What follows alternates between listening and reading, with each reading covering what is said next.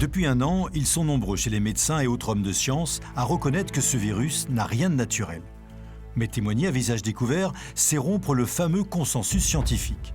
Cet homme a plus de 30 ans de recherche à l'INSERM, mais aussi à l'Institut Pasteur. Il a publié dans de grandes revues scientifiques. Aujourd'hui, malgré l'évidence, il tient à son anonymat. Sa voix a été changée.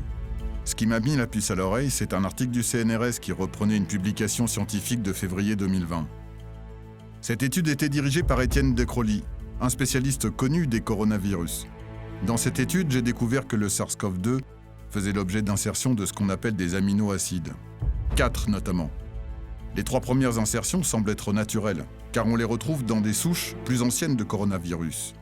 La 4e insertion fait apparaître ce qu'on appelle un site protélise furine. Cette insertion est absente de tous les autres virus de la famille du SARS-CoV. Elle n'avait jamais été étudiée avant. C'est ça qui a attiré mon attention. J'ai donc remonté la chronologie des publications qui parlaient de l'origine du SARS-CoV-2. Au tout début de l'épidémie, on estimait que les plus proches parents du SARS-CoV-2 étaient le ZXC21 et le ZC45. Ce sont des virus d'origine militaire développés par l'armée chinoise. Mais le 20 janvier 2020, Zheng Liqi, une virologue de l'Institut de Wuhan, publie dans Nature une étude sur 675 séquences montrant que le SARS-CoV-2 serait en fait descendant du RATG13. Mais le RATG13, on ne sait pas d'où il vient, quoi. Le RATG13 aurait été isolé par Zheng Liqi à partir d'une chauve-souris. Ce serait donc un virus d'origine naturelle. Mais c'est elle qui l'a isolé.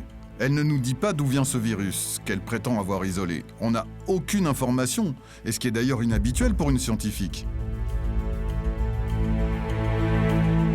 Et quelque temps plus tard, une autre virologue chinoise, Li Mengyan, va contredire Zheng Liqi dans un rapport dans lequel elle explique très clairement comment fabriquer génétiquement le SARS-CoV-2 à partir des fameux virus militaires cités précédemment, ZXC21 et ZC45. Dans les médias, elle sera décriée non pas pour ses travaux scientifiques, mais simplement parce que ce serait une proche de Trump. Mais la confirmation de sa démonstration m'en sera donnée quelques mois plus tard, dans la revue Science, où l'on apprend que le SARS-CoV-2 a bien un 2e récepteur qui peut se connecter à la neuropiline 1, l'une des 2 neuropilines humaines contrairement au SARS-CoV de 2003. Et c'est justement ce 2e récepteur qui fait que la contagiosité a été décuplée de près de 10 000 fois par rapport au premier SARS-CoV. 10 000 fois plus, c'est beaucoup quand même. Bah oui, de 8 000 à 80 millions, ça fait bien 10 000. Le plus étonnant, c'est que le 2e récepteur qui se lie à la neuropiline 1 est précisément la séquence tétrapeptidique générée par la digestion de l'enzyme furine, découverte dans l'article du CNRS.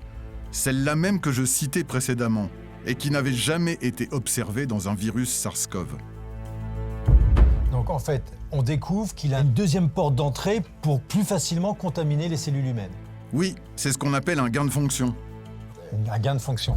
Je me suis donc repenché sur la publication de Zheng Liqi dans Nature, et j'ai découvert que son étude s'arrêtait à la séquence 675.